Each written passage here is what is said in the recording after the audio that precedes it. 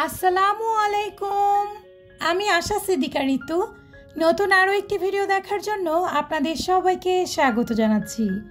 আশা করছি কাছে দূরে যে যেখান থেকে আমার এই ভিডিওটি দেখছেন সবাই অনেক ভালো আছেন, আর আমিও আল্লাহ তাআলার অশেষ রহমতে আলহামদুলিল্লাহ অনেক ভালো আছি। আপনারা যারা আমার রেগুলার ভিউয়ার্স আছেন তারা তো নিশ্চয়ই জানেন আমার হাজব্যান্ড কিছুদিন আগে দেশের বাইরে গিয়েছিল, আর ও ফেরার পর থেকেই এতটাই বিজি হয়ে পড়েছিলাম ওর লাগেজটাই আনপ্যাক করা হচ্ছিল না।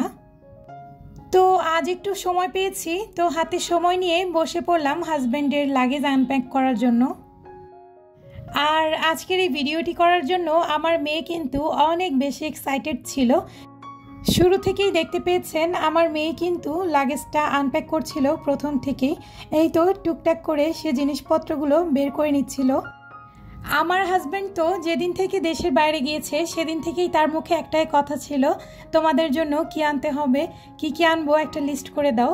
তবে আমার উত্তর সবসময় একই ছিল, আমি সবসময়ই বলতাম ওকে, তুমি যে কাজের জন্য দেশের বাইরে গিয়েছো, আমাদের ছেড়ে এতটা দূরে রয়েছো, সেই কাজকেই বেশি প্রায়োরিটি দাও।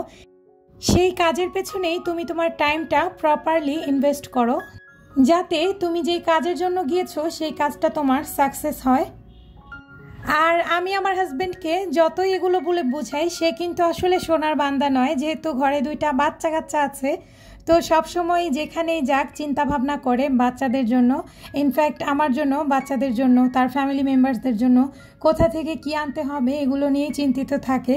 তো কাজের ফাঁকে ফাঁকেও টুকটাক শপিং করেছে, টুকটাক বললে ভুল হবে, বেশ অনেক শপিংই করে ফেলেছে, যদিও আমি ওকে সব কিছুই আনতে নিষেধ করেছিলাম। এখন যে কেনাকাটাগুলো দেখতে পাচ্ছেন এগুলো কিন্তু শুধুমাত্র আমার বাসার জন্যই ছিল, আর আদারওয়াইজ ওর যে ফ্যামিলি মেম্বার্সদের জন্য শপিংগুলো, মানে ওর বাবা মা কিংবা ভাই বোন আদার্স যেই ফ্যামিলি মেম্বার্সগুলো ছিল তাদের জন্য কিন্তু আলাদা আলাদা করে শপিং করে নিয়ে এসেছিল। সেগুলো কিন্তু আর এখানে নেই, সেগুলো আলাদাভাবেই সবাইকে যার যার মতন গিফটগুলো বুঝিয়ে দেওয়া হয়েছে। তো দেখতেই পাচ্ছেন আমি টুকটাক করে সব কিছুই কিন্তু আনপ্যাক করে নিচ্ছিলাম। আর আমার হাজব্যান্ডের যেই শপিংগুলো ছিল সেগুলো আলাদা একটা ব্যাগে এনেছিল। এদিকে আপনাদের সাথে কথা বলতে বলতেই আমি টুকটাক সব কিছুই লাগেজ থেকে বের করে নিয়েছি, আর এটা ছিল আমার জন্য একটা ব্যাগ। আমার হাজব্যান্ড কম করে হলেও 100 ব্যাগের ছবি আমাকে পাঠিয়েছিল, কোনটা পছন্দ হয় কোনটা নিব। তবে আমি আসলে কোনো ব্যাগই সিলেক্ট করতে পারছিলাম না, আমার কাছে কেন জানি না ক্যামেরায় কোনো ব্যাগই ভালো লাগছিল না। তারপর ভিডিও কল দিয়েও অনেকটা টাইম ওয়েস্ট করেছে আমার এই ব্যাগের পেছনে। লাস্টে আমার এই ব্যাগটা পছন্দ হয়েছিল, তো এই ব্যাগটাই ওকে আমি কনফার্ম করেছিলাম। তো এই ব্যাগটা নিয়ে এসেছে, সাথে খুব সুন্দর সুইট একটা পার্সও নিয়ে এসেছে। ব্যাগটা আসলে ক্যামেরার থেকে বাস্তবে একটু বেশি সুন্দর লাগছিল। আমি তো আসলে প্রথমে ভেবেছিলাম হয়তো বা খুব একটা ভালো লাগবে না, তারপর যখন সামনাসামনি দেখলাম না ব্যাগটা আসলে সুন্দরই আছে। তো আমার ব্যাগটা আপনাদের কাছে কেমন লেগেছে সেটা কিন্তু অবশ্যই আপনারা আমাকে কমেন্ট করে জানাবেন। আর এদিকে হচ্ছে এই তো বাচ্চাদের জন্য অনেক রকমের খাবার নিয়ে এসেছে, চকলেটস, চিপস থেকে শুরু করে ওটস, কোকো ক্রাঞ্চ সব কিছুই নিয়ে এসেছে, নুডলস, পাস্তা। এখন আপনারা অনেকেই বলবেন এগুলো কি বাংলাদেশে অভাব পড়েছে নাকি দেশের বাইরে থেকে, কেন এগুলো আনতে হলো।